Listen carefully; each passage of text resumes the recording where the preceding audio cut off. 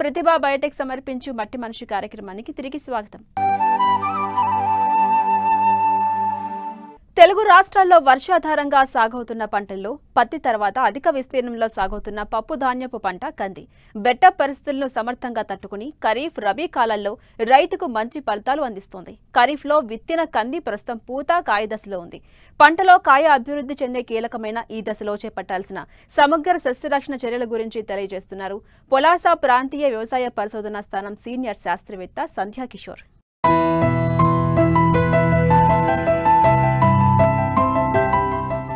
ఖరీఫ్లో వర్షాధారంగా సాగయ్యే దీర్ఘకాలిక పప్పుజాతి పంట కంది. బెట్ట పరిస్థితులను సమర్థవంతంగా తట్టుకుని అతి తక్కువ ఖర్చుతో మంచి ఫలితాలు అందించే పంటగా పేరుగాంచింది. ప్రతికూల వాతావరణ పరిస్థితుల్లో సైతం ఆలస్యంగా విత్తుకునేందుకు అనువైన ఈ పంట వివిధ పంటల్లో అంతర పంటగా సైతం సులభంగా ఇమిడిపోయి రైతుకు చేదోడు వాదోడుగా నిలుస్తోంది. ఖరీఫ్లో విత్తిన కంది ప్రస్తుతం పూత కాయ అభివృద్ధి చెందే దశలో ఉంది. కీలకమైన ఈ దశలో ప్రధానంగా చీడపీడల బెడద ఎక్కువ ఉంటుంది. అయితే పూత పిందే దశలో పురుగుల నివారణే అతి కీలకం. 100 రోజుల పాటు శాఖీయంగా అభివృద్ధి చెందిన కందిలో పూత పిందే దశ 2 నెలల పాటు ఉంటుంది. కాబట్టి ఈ దశలో ఆశించే చీడపీడలను సమగ్ర సస్యరక్షణ చర్యలతో నివారించాలని రైతులకు సూచిస్తున్నారు జగిత్యాల జిల్లా పొలాస ప్రాంతీయ వ్యవసాయ పరిశోధనా స్థానం సీనియర్ శాస్త్రవేత్త సంధ్యా కిషోర్. ప్రస్తుతం మన రాష్ట్రంలో సుమారుగా 5 లక్షల ఎకరాల్లో కంది సాగవుతూ ఉన్నది. కందిలో ప్రధానమైన సమస్య మొగ్గ పూత కాయ దశలో సరైన యాజమాన్య పద్ధతులు చేపట్టకపోవడం వల్ల సగటు దిగుబడులు గణనీయంగా తగ్గిపోతున్నాయి. గూడు చుట్టు పురుగు లేదంటే మారుగా మచ్చల పురుగు, అలాగే శనగపచ్చ పురుగు, కాయ ఈగ, ఈ మూడిటి మూలంగా సుమారుగా 50 నుంచి 75% పంట నష్టపోవడాన్ని గమనిస్తూ ఉన్నాం. ఈ పూత గింజ కట్టే దశలో పైనుంచి మనకు వానలు లేకపోవడం వల్ల పంట బెట్టకు గురైపోయి ఈ బెట్ట వాతావరణ పరిస్థితుల మూలంగా మనకు దిగుబడులు తగ్గుతూ ఉన్నాయి.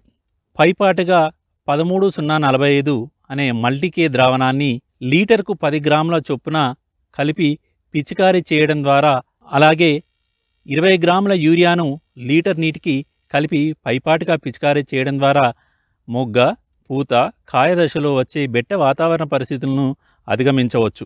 అలాగే ఇక ప్రధానమైన సమస్య అయిన కాయదొల్చే పురుగుల గురించి ఆలోచించినట్లయితే కందిలో ముఖ్యంగా మొగ్గ దశలోనే మొగ్గ మీద మబ్బు వాతావరణ పరిస్థితులు ఉన్నప్పుడు, చిరుజల్లులు పడుతున్నప్పుడు, మనం ఆకాశం మేఘావృతమైన సందర్భంలో ఈ మొగ్గల మీద కాయదొల్చే పురుగులకు సంబంధించిన గుడ్ల సముదాయాన్ని గమనించవచ్చు.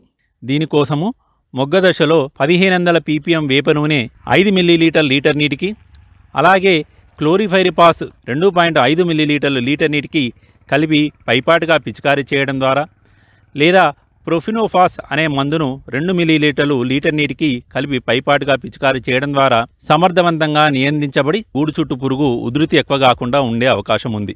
ఈ యొక్క మారుకా మచ్చల పురుగు యొక్క ఉధృతి గనక మనము గమనించినట్లయితే ఇమామెక్టిన్ బెంజోయేట్ 0.4 గ్రాములు లీటర్ నీటికి, అలాగే లేదంటే క్లోరాంట్రినిప్రోల్ 0.3 మిల్లీలీటర్లు లీటర్ నీటికి, అలాగే ఫ్లూబెండమైడ్ 0.3 మిల్లీలీటర్లు లీటర్ నీటికి కలిపి పిచికారీ చేయడం ద్వారా మనకు ఈ మందులను మార్చి పిచికారీ చేయడం ద్వారా నివారించుకునేందుకు అవకాశం ఉంది. ఇక ఇంకొక ప్రధానమైన కాయదొల్చే పురుగైన శనగపచ్చ పురుగుకు ఇంతకుముందు మనం చర్చించుకున్న మందులతో పాటు అక్కడక్కడ చేన్లో టీ ఆకారంలో పక్షి స్థావరాలు ఏర్పాటు చేయడం ద్వారా కూడా సాయంత్రం పూట పక్షులు వాలి ఆ యొక్క మనకు పురుగులను అలాగే గుడ్లను ఆ పక్షులు తినేయడం ద్వారా పంటను ఈ పురుగుల ఉధృతి నుంచి చాలా ఎక్కువ మొత్తంలో కాపాడుకోవచ్చు. వీటితో పాటు కాయ ఈగ అనేది ప్రధానమైన సమస్య. ఇది మనకు కాయ పూర్తిగా డ్యామేజ్ అయిన తర్వాత మనం గుర్తిస్తుంటాం. దీనివల్ల గింజలన్నీ కూడా నల్లబడిపోయి చాలా చిన్న సైజులో ఉండిపోయి గింజ నాణ్యత పెద్దగా ఎక్కువ మొత్తంలో దెబ్బతింటుంది. దీనికోసము థయామిథాగ్జామ్ 25% ద్రావణాన్ని 0.2 గ్రాములు లీటర్ నీటికి, అలాగే 10 గ్రాముల బెల్లాన్ని కలిపి పిచికారీ చేసుకోవడం ద్వారా కాయ ఈగ ఉధృతిని తగ్గించుకోవచ్చు. దీనితో పాటు మనము కాయదొలిచే పురుగులకు పిచికారీ చేసే మందుల్లో చివరి మందుగా ఫ్లూబెండమైడ్ 0.3 మిల్లీలీటర్లు నీటికి కలిపి పిచికారీ చేయడం ద్వారా కాయ తొలిచే పురుగును అలాగే కాయ ఈగను కూడా కొంతవరకు నివారించుకొని అధిక దిగుబడులు పొందగలుగుతాం.